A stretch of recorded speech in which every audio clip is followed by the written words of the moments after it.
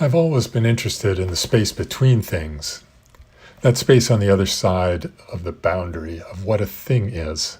We see it, move through it, count on it, but it can't be easily defined or named, and yet is essential.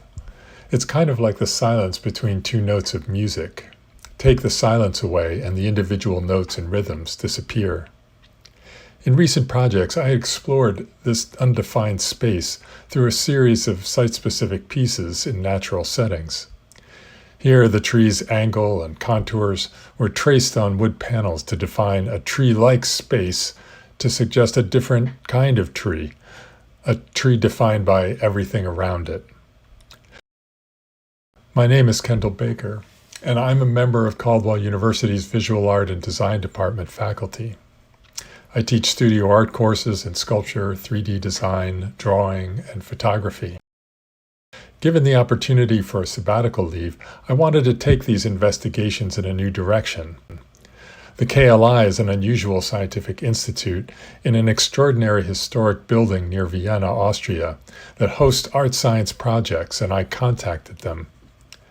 They invited me to submit a proposal for an interdisciplinary project that would bridge those two very different ways of looking at and making sense of the world.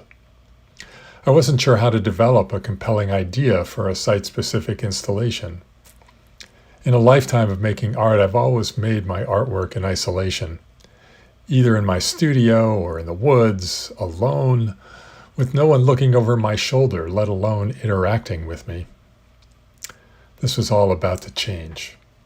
At the KLI, I would be surrounded by researchers pursuing new ideas in fields I knew nothing about, like evolutionary biology, sustainability, cognition, and philosophy of science. I would be without my studio full of tools and materials to support my process when it came to fabricating. I was heading into very unfamiliar territory. Inquiry, in the form of searching, exploring, measuring, and experimenting, is one of the really big common denominators for both art and science. So it felt like a good place to start. But I would need to learn how these seekers and experimenters understood their own experiences in seeking new knowledge and navigating uncharted territories. So I wanted to include some of their interaction or even collaborative activities to make this work. What eventually became the Threshold of Unknowing installation emerged from repeated conversations and interviews with the KLI scholars and staff about their processes of inquiry. It also turned out to be a very hands-on interaction with the physical elements of the building's historic architecture. But what method could serve to make the installation? I had no tools, so I began with paper.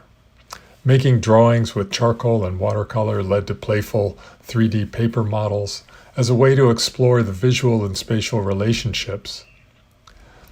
Surprisingly, working in an open studio space located at the center of the Institute also helped to fit the puzzle pieces together.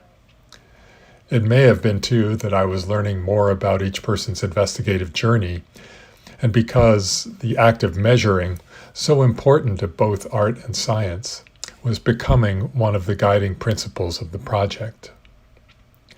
After molding a sheet of paper around a small stone, the scaled-up mapping of the stone doorway with many sheets of paper felt right.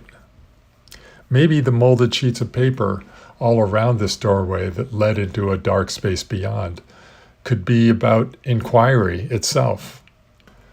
Creating the paper threshold hadn't been planned as a group activity, but after the doorway was introduced as a threshold space in between knowing and unknowing, and I identified a standard sheet of A3 paper as a unit of measurement, the opportunity to engage physically and metaphorically intrigued my science-oriented colleagues. So each person was introduced to the doorway as a threshold of unknowing and got to choose an area to make a one-to-one map. Molding the wet paper over the shard stones led inevitably to breaks and tears, and many of the participants felt that they had failed to make the map successfully. But when the paper units of measurement were eventually removed and reassembled in their original configuration to form a suspended map of the stone threshold, it was these tears and gaps between the units that the participants found most compelling, because any type of inquiry is a partnership with uncertainty.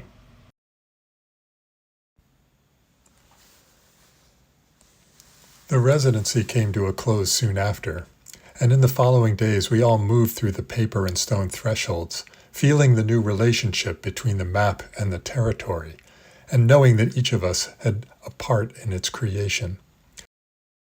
Perhaps the liminal spaces between things, those unnameable or elusive zones that the Eurekas come from, had become more present. I like to think of it as the silence between the notes getting a little bit louder. Other artworks in the exhibition, including Measuring Stick and a short video titled Measuring at the Threshold, further explore the role measuring plays in assessing our experience. The diverging tree limb and the channel markers shimmering in the river's flow invite a question.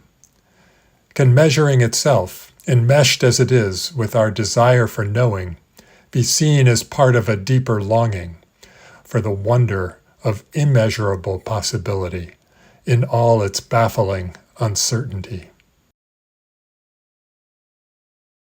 Many thanks to the KLI, to Dr. Guido Caniglia, Dr. Gerd Mueller, Dr. Isabella Sarto-Jackson, and to all the fellows and staff who gave their time and effort to the Threshold Project.